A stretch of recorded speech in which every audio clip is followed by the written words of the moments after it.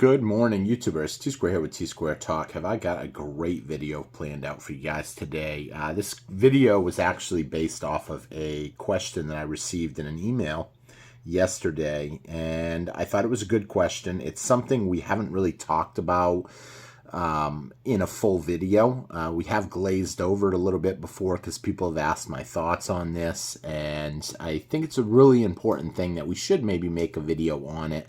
And basically, the question was, what are your thoughts on putting your coin collection or your metals collection in your will? There's a lot of different things to consider when doing this. Now, I got to start off by saying I am not a licensed financial advisor. I'm not an estate planner. I'm not a legal representative. Each person needs to contact their own estate planning or make their own decision based off what they think is right. However, I'm going to give you guys my opinion on this today, and I've put a lot of thought into this, and I've actually done a little bit of research on this, stuff that you can Google yourself to verify. But it's an important topic to talk about because ultimately we are all going to pass away. So we're going to talk a little bit about that today. If you enjoy the video, help me out by hitting that thumbs up button and give a little thought to this, at least a little bit. A lot of people I talk to have not put any thought into this. They just expect stuff to happen a certain way when they pass away, and they haven't really done much about it, and so nothing really gets taken care of. And that's kind of sad. So it's important. If you enjoy the video, hit the thumbs up button. Leave me a comment. Let me know your thoughts. And on top of that, if you're not subscribed, hit that subscribe button. And we are going live on Saturday night for our members event. If you're not a member and you'd like to become a member, you can become a member. It's only $1.99 to join. You can click that join button below. If you're on an iPhone or an Apple phone, I guess they call it, you can go to your web browser, go to youtube.com, go to T-Square Talk, and then hit the join button from there. It may not show if you're using the app. So with that being said, I will be going live 8 o'clock Central Time on Saturday night. So jumping into the topic at hand. Oh, and there's a lot of benefits to join, not just the big event that we do once a month. Your comments go right to my phone, and you help out the channel, and you have a shot at winning something cool. So, okay, jumping in. I got to say, first of all, because I've seen this happen too many times, somebody passes away, and maybe they were an older gentleman, an older person, and their silver is just sitting there. Their gold is sitting there. A lot of people keep it at their house. I ain't going to lie. A lot of people keep it in their safety deposit box. I ain't going to lie. But people have it, and they never told anybody. And now me, I'm pretty public, so I'm not going to keep anything at my house. But, I mean, it's something you have to probably tell somebody that you trust and love, like the person that you want to ultimately get your precious metals. So whether that be your child, your spouse, close friends, whatever the case may be, maybe it's a cousin, maybe it's anybody, an uncle, whatever, you need to tell them about it. You need to talk to them a little bit about your thoughts on precious metals. So many times I see kids inherit collections, and one of two things happens to them. The first thing is Coinstar gets it, which really makes me cringe. I got a call one day from a bank teller that I'm friends with, and she said, hey, someone turned in a bunch of Eisenhower dollars. Do you want to come in and get them? And of course I do. Granted, during that phone call, another person bought 1,000 of them. And by the time I got there, she goes, dude, you're not going to believe this. And someone had already gotten all but like 20 or 30 of them. I bought the 20 or 30 of them. Some of them were, I guess, 40% silver. They were just Eisenhower dollars. But what was really interesting was the lady said that the Coinstar would not take the Eisenhower dollars, but it took all the quarters and the dimes and the half dollars. And I was like, oh my word. Nobody is stacking, nobody is holding quarters, dimes, half dollars, and Eisenhowers unless they are silver and they recognize it. Well, the kid did not know anything about it, and sure enough, it basically just got turned over, gone. All that saving, all that stacking, gone in a blink of an eye. So because someone didn't take the time to talk about it. Another situation that I actually seen, old man had a bunch of silver under his bed, passed away. Kids inherited it, took it to a resale shop, asked what they could get for it. The guy offered him like 16 to 1, I think it was, which was about 20% under spot. And he said, you could probably find someone that will pay a little bit more for it, but I'll take it all. And the person ended up selling all the quarters, the dimes, and the halves, and decided to keep all the dollar coins, which were Morgans and peace dollars. There again, a situation where someone didn't really understand what they had and let it go. Now, it's kind of sad when that happens. I have taken the time to explain my collection to the person that's going to get my collection and what I expect it to be done with it.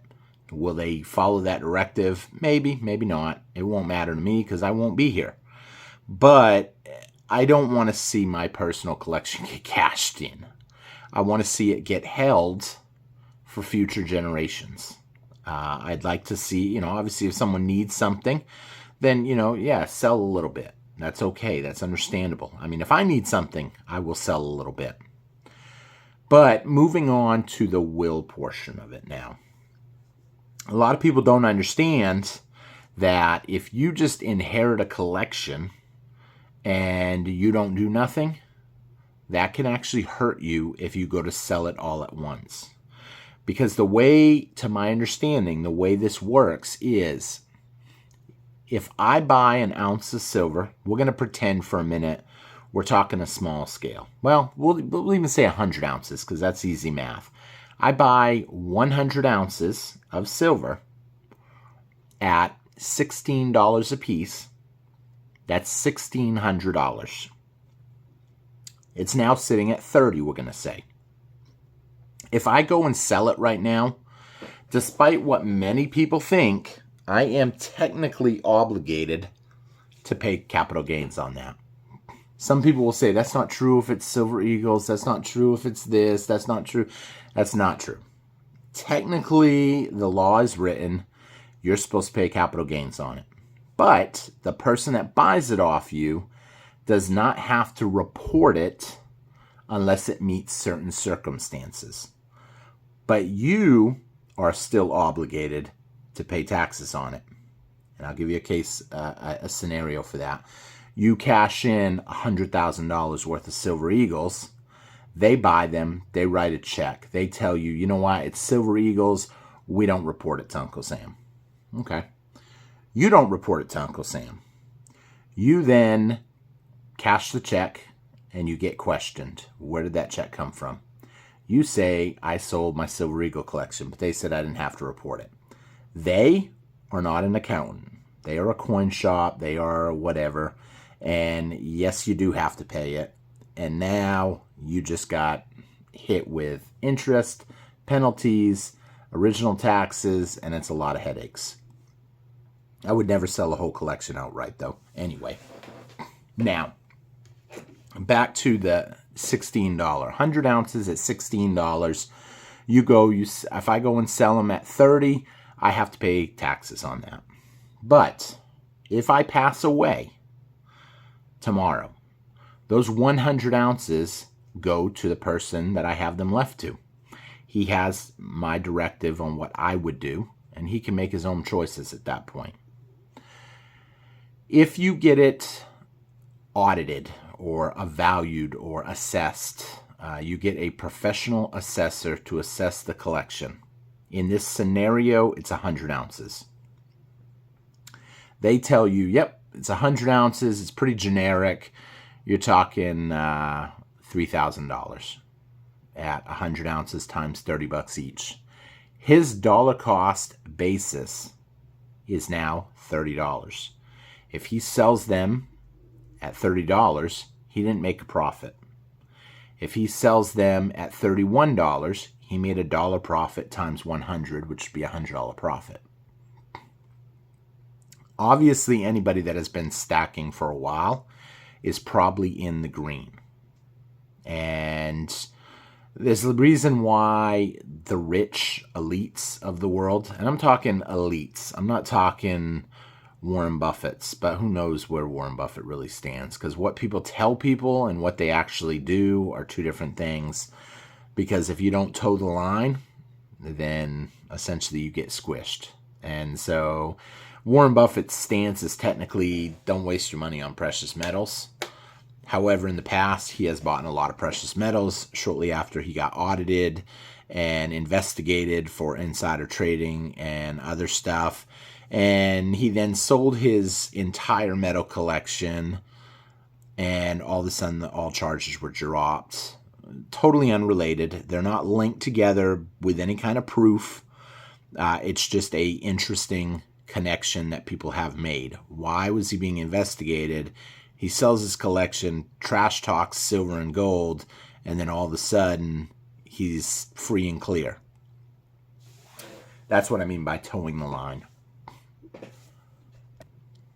So some people, though, out there are not going to want to have their collection assessed. If their collection is large, they don't want to bring people to the location. They don't want to risk moving it.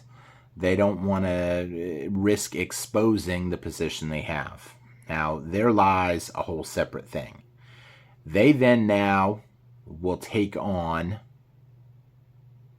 basically the cost value that they don't really have any proof of what they got it or what it was worth when they got it. They have original sales receipts, if that was even saved. Some people don't save them. I have actually started going back trying to gather every single receipt that I have ever purchased. I tend to take them, throw them in a box, throw the box of stuff in the storage unit along with a bunch of other junk, and I never really go through them. However, I'm now cleaning up my unit a little bit as I am trying to downsize, and I've been piecing all those together in one binder. Why do I want that? Because eventually I might need money. I might buy a homestead and sell half my collection, which half will depend on the receipts to pay the essentially lowest capital gains that I could. So I would probably sell the newest stuff that was acquired. So it would look like, essentially it wouldn't look, it would be the lowest. I mean, I wouldn't sell my ounces that I bought at $16. Those are ounces that I'm going to turn over, and essentially they would have a new cost basis for that person. Laws like this are constantly changing. They're always changing, sometimes for the better, sometimes for the worse. So each person, this video will probably be obsolete in a few years from now, maybe. You can tell when this video was made based on looking at how long ago it was posted up. I'm posting this up on Black Friday, 2024. So Thanksgiving was yesterday. It's a rough day for me. Someone actually hit my truck and some damage, but I feel bad kind of the way it all went down, so I don't know yet how I'm handling it, because I hate seeing the lady. The lady was honest. She didn't have to say nothing. I was just parked in a parking lot, and nobody's seen it, and she actually was gone when I got there. Then I went in to try to pull footage, camera footage, and then after that, when we walked out with the manager, she was putting a note on my truck, and so I was like, what? And then I guess she had to leave to go get a pen and paper. So that was kind of a headache yesterday for me, but back on par, now that I've drifted off a little bit off topic. I think it's important that you keep your receipts. I think it's important that you talk. The most important thing out of all this I can say is talk to the person that's going to get it. Make sure they have a little bit of knowledge. I know one individual that has actually told their daughter to basically talk with me if anything ever happens. And I said, I'd be willing to either help her sell it or buy some of it. She understands what's going on to a fair amount. And if she calls me, great. If she doesn't, she doesn't. That's not something I do for people normally. That is a unique situation. So I'm not going to like put my name down for everybody across the board, but I'm just saying it was a unique situation on that one. But definitely they should consider getting it. Obviously, if they can secure it, they have a secure method, it's worth getting it appraised. Not everybody is as public as I am. I can tell you a lot of people around here know what I do. And anybody that has been to my house knows I don't really have anything in my house, so it doesn't matter. Although I was broken into one time, and someone's like, were they looking for silver? I don't know what they were looking for. It just was what it was. I didn't lose nothing, so it wasn't the end of the world. I say I didn't lose nothing. I mean, I lost your basic stuff, your PlayStation, your TV, your movies, DVDs, Blu-rays, nice digital camera, and candy bowl, medicine cabinet. It was kind of interesting, some of the stuff they took. A big bowl full of candy. But needless to say, I had insurance, so it wasn't a big deal. But it's important that you guys plan for this. It will happen. I can tell you that. It's awful. People pass away. Tomorrow's not guaranteed. I actually just got talking to a friend yesterday. He kind of rides me about my health. They love to give me a hard time about my health. And they were telling me about one of their friends was moving hay, and the dude literally croaked right there. And they were just talking to him the day before. And he wasn't old. I mean, you know, I'm not saying you only go when you're old, but it is something, you know, that happens when you're older. So definitely make a plan. And that's some of the, I just wanted to share some of the rules since someone had asked me. It was an email yesterday it just sent me and wanted to know my thoughts on it. I don't necessarily want to give away all my location. And I don't think I would want my loved one to have to do that either, because instantly they go to that location, they see some of the stuff in there, then that might be compromised at that point. Maybe they could move it all, but I would expect it would not take long for something bad to happen, but who knows. With that being said, thank you all for watching, commenting. Let me know what your thoughts are in the comments below, and most importantly, tell the one that is going to get it. Talk to them a little bit. You don't have to tell them what you have if you don't want to. Just kind of explain to them a little bit about silver and why you collect it. And that way you don't get blindsided. They don't get blindsided. Although you, well, in this scenario, will be gone, so it won't matter. But it's definitely something to think about. I actually had a kid write to me in Washington, a younger gentleman, I shouldn't say a kid. His dad passed away, had a bunch of silver, and he was trying to figure out how to sell it. That was just an email that he sent me, and I said I wouldn't. I said he wanted that for you. If you got it, that's what he wanted. He wanted you to have it, to hold it. We think it's going to go up. At that point in time, silver was $22. Silver's now $30. I still see the comments pop up on the channel once in a while from him. So I know he still watches the videos.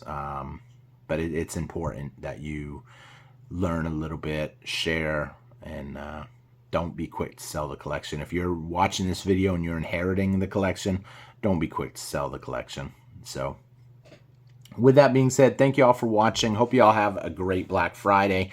I'll be looking around, see if there's any awesome spot deals out there. I know there's some. Silver Asylum, if you are bored and you want to go check that out, it's on Facebook, the Silver Asylum. A great spot to find all the Black Friday deals. Eli does a great job keeping up with it, and a lot of good info. So thank you all for watching, and I will see you guys again on T-Square Talk. Take care, everybody. Have a great day. Bye-bye.